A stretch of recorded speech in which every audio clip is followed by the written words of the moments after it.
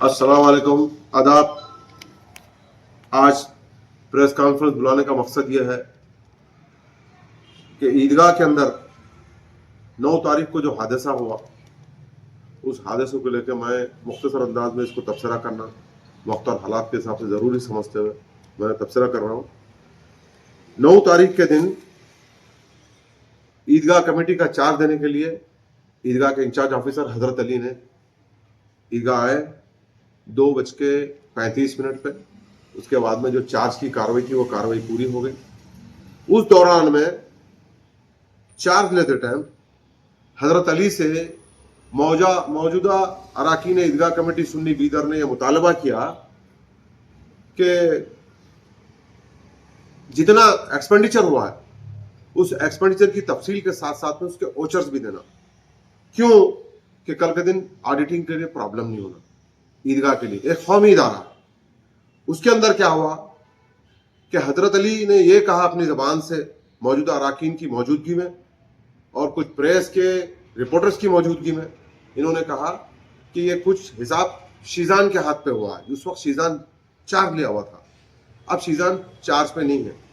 तो अराकीन ने ये मुतालबा किया कि भाई शीजान को कॉल करिए। तो शीजान को कॉल करे।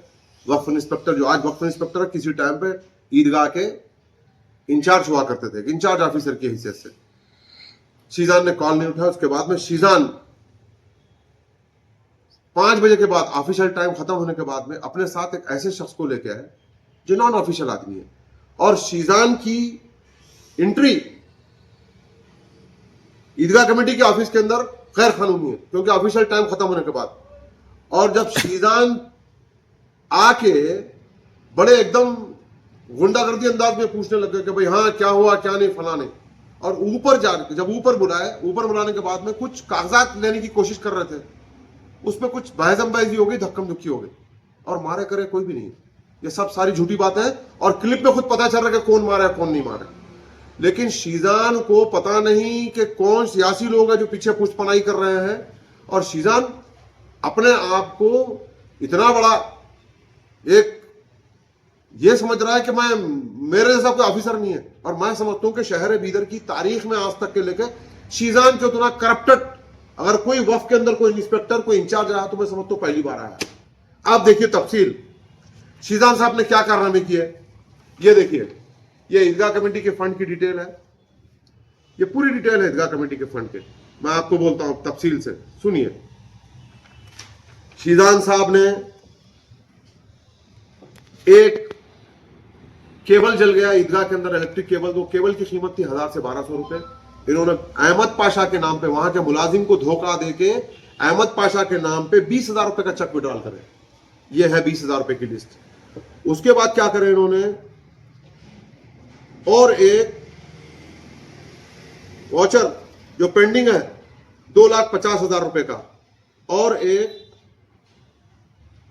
11,000 रुपए ऐसे ही विड्रॉल किए, और एक 27,156 रुपये जो दिल्ली से कोई आईटी की टीम आई थी उनके एक्सपेंडिचर के लिए इस्तेमाल किए।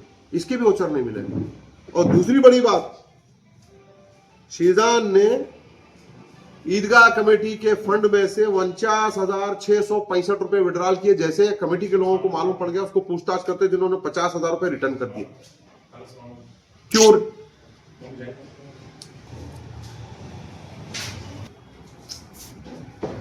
49,650 रुपए विड्रॉल किए, जैसे मालूम पड़ गया तो 50,000 रुपए रिटर्न भर दिए। ये पैसे किसके हैं आज तक नहीं बताया।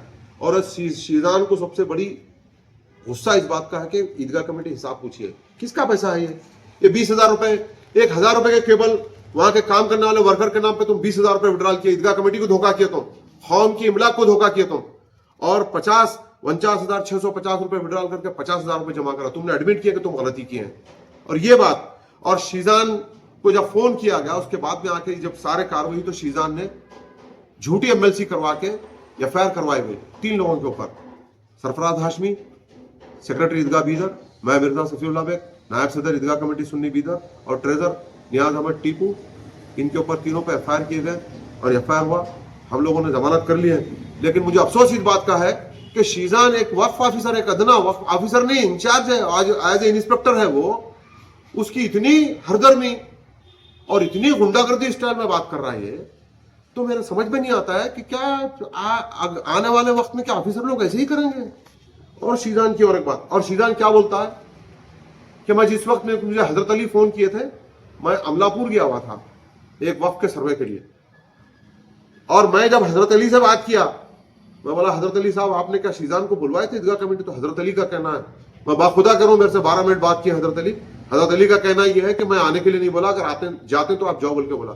शीजान का जिस बंदे को साथ में लेके आया वो लैंड ग्रैबिंग का काम करने वाले, वक्फ प्रोटेक्शन कमेटी के नाम पे आवाम को, गरीबों को धोखा देने वाले शख्स को लेके आके ईदगाह कमेटी में हल्ला करना, शीजान की गलती और डॉक्यूमेंट्स पूछना, शीजान की गलती और शीजान 50,000 रुपए का घोटाला, 20,000 रुपए का घोटाला, 27,000 रुपए का घोटाला, 11,000 रुपए का घोटाला, और उसके साथ साथ एक अहम बात कि हमारे साबिक सेक्रेटरी जनाब मुबशिर अली अब्बू ने शीजान को बल्दिया का टैक्स भरने के लिए कॉम्प्लेक्स का 4,80,000 रुपए के स्लिप ला के दिए कि देखो शीजान इसका टैक्स पे करो, तो शीजान ये बोलता है टैक्स पे नहीं करा। टैक्स पे नहीं करने की वजह से आज उस सीएमसी के अंदर 1,10,000 रुपए का फाइन लगा। ये फाइन का जिम्मेदार कौन?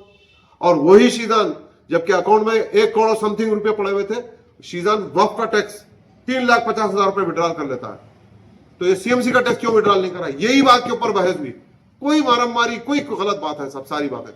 और दूसरी बड़ी बात, और शीजान का कारनामा, शीजान सर्वे के लिए जाता है, कहां पे जाता है ये बताता है कि शीजान मैं अमलापुर जमीन के सर्वे के लिए गया था। ये शीजान के खिलाफ कॉम्प्लेन है दुबुलगुंडी की, ये कॉम्प्लेन, ये शीजान ने हिम्बारा दिया, ये कॉम्प्लेन, और ये देखिए ये कॉम्प्लेन डिप्टी कमिश्नर के पास, और ये देखिए आरसी के पास कॉम्प्लेन, ये सब सारी दुबुलगुंडी का। दुबुलगुंडी का इतना बड़ा स्कैंडल है शीजान का, दुबुलगुंडी के अंदर 14 एकड़ चिल्लर गुंटे, कितनी जमीन है? 14 एकड़ 16 गुंटे पानी। यहां देखिए 14 एकड़ 16 गुंटे के अंदर एक बंदा है जो वक्फ की जमीन नहीं बैठ नहीं सकता, उस बंदे ने 1 एकड़ समथिंग गुंटे के ऊपर जमीन के ऊपर अपने भैंसों की दोड्डी डाला है, और डाल के भैंसों की दोड्डी चला रहा है। वहां के जिम्मेदार लोग शीजान को कंप्लेन करते, तो शीजान बोलता कि मैं तुम्हारे पे एफआईआर करता हूं। तो इसका काम ही यह है लोगों को डराना, ब्लैकमेल करना और एफआईआर करना।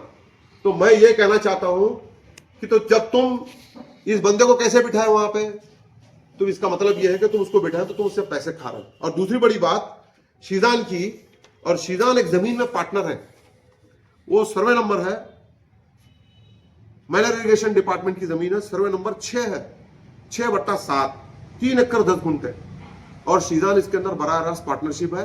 और ये जमीन गवर्नमेंट ऑफ कर्नाटका हो चुकी है। गरीबों को तुम बेच के गरीबों को धोखा दिए। और एक जमीन है मंगलपेट के अंदर, एक दरगाह की प्रॉपर्टी है, हाल ही में रजिस्ट्री करा है।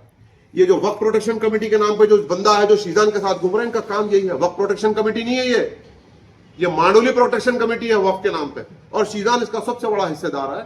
और शीजान, मैं समझता हूं कि इतना करप्ट ऑफिसर शायद बीदर की तारीख में कभी नहीं आया। और मैं ये मुतालबा करता हूं कि वक्फ के सीओ से, वक्फ के मिनिस्टर से, हमारे रहीम खान साहब से, कि इसके खिलाफ में कानूनी कार्रवाई होना और शीजान को सस्पेंड करना। वक्त आने के ऊपर ये तमाम जो पेपर है। और एक बात, यही दुबलगुंडी की जमीन के अंदर पंचायत के लोग वक्फ की प्रॉपर्टी में नाली बना रहे थे, उन्होंने हजरत अली को कंप्लेन किया, तो हजरत अली फौर इमीडिएटली पहुंच के उस नाली को रोका दिए। ये भी ऑफिसर है।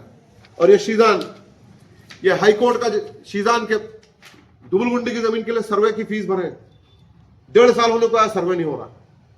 क्यों? तुम सामने वाले से पैसे खाएं।